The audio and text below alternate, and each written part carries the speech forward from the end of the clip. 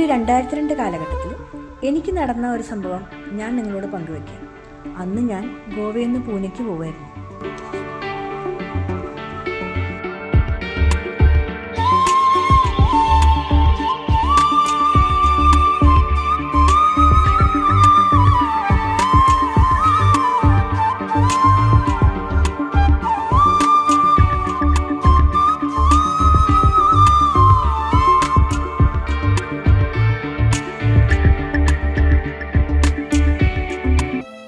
അയ്യോ എന്റെ ദൈവമേ, ബസ് പോയി. എന്റെ ലഗേജ് ബസ്സിൽ വെച്ച് മിസ്സായി. എനിക്ക് എന്റെ ലഗേജ് കിട്ടിയിട്ട് വേണം പൂനെക്ക് പോവാൻ. ആരെങ്കിലും ഒന്ന് സഹായിക്കോ? മോള് ലഗേജ് കിട്ടാൻ ഞാൻ ഹെൽപ്പ് ചെയ്യാം, പേടിക്കണ്ട, നീ പൂനെക്ക് പോവും.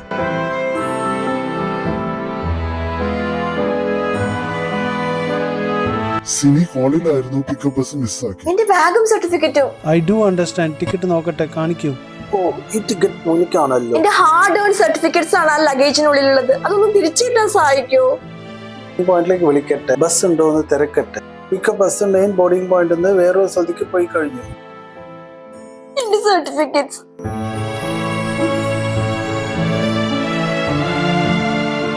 പിക്കപ്പ് ബസ്സിലുള്ള നിങ്ങളെ ക്ലീനറോട് ഞാൻ സംസാരിച്ചിട്ടാണ് ഇറങ്ങിയത്. പുള്ളി എന്നൊന്ന് ശ്രദ്ധിച്ചു പോലുമില്ല. എനിക്ക് എന്റെ ബാഗും സർട്ടിഫിക്കറ്റ്സും കിട്ടിയേ പറ്റുള്ളൂ. Please be patient. നിങ്ങൾക്ക് വേണ്ടിയിട്ടാണ് ഞാൻ കോൾ ചെയ്യുന്നത്. എനിക്ക് എന്റെ ലഗേജും സർട്ടിഫിക്കറ്റ്സും കിട്ടിയേ പറ്റുള്ളൂ. എത്ര നേരമായി നിങ്ങൾ എന്തെവിടെ ചെയ്യണത്? എനിക്ക് എന്റെ ലഗേജ് തിരിച്ചു കിട്ടോ? പേടിക്കണ്ട മാഡം, നിങ്ങൾ കയറാണ്ട് ബസ് പോവില്ല. ടിക്കറ്റ് പിടിക്കും മാഡം. നിങ്ങളുടെ suit case pickup bus driver നിങ്ങൾക്ക് തരും. നിങ്ങൾ പോണ റൂട്ടിൽ തന്നെ ബസ്സുള്ള ഡ്രൈവർ നിർത്തി തരും, കളക്ട് ചെയ്തോളൂ. താങ്ക്സ്.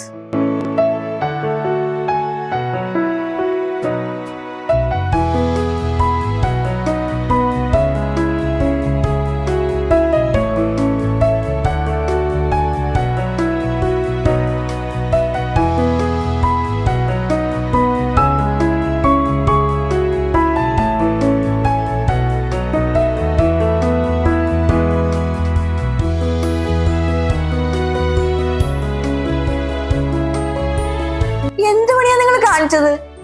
ഞാൻ അത്ര ടെൻഷൻ അടിച്ചെന്നറിയോ? Anyway, thanks.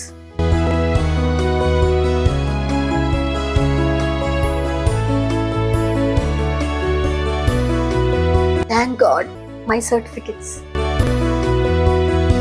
അങ്ങനെ എനിക്ക് എൻ്റെ ബാഗ് തിരിച്ചു കിട്ടി. അന്ന് പ്രാർത്ഥനയുടെ ശക്തി ഒന്നുകൂടി തിരിച്ചറിഞ്ഞൊരു ദിവസമായിരുന്നു. കാരണം ഈ 2 ബസ്സും പോയത് ഒരേ റൂട്ടിലായതുകൊണ്ട് മാത്രമാണ് എനിക്ക് എൻ്റെ ബാഗ് കിട്ടിയത്. എനിക്കൊന്നേ പറയാനുള്ളൂ, ഒരു യാത്രയ്ക്ക് പോകുമ്പോൾ പ്രാർത്ഥിക്കാൻ മറക്കണ്ട.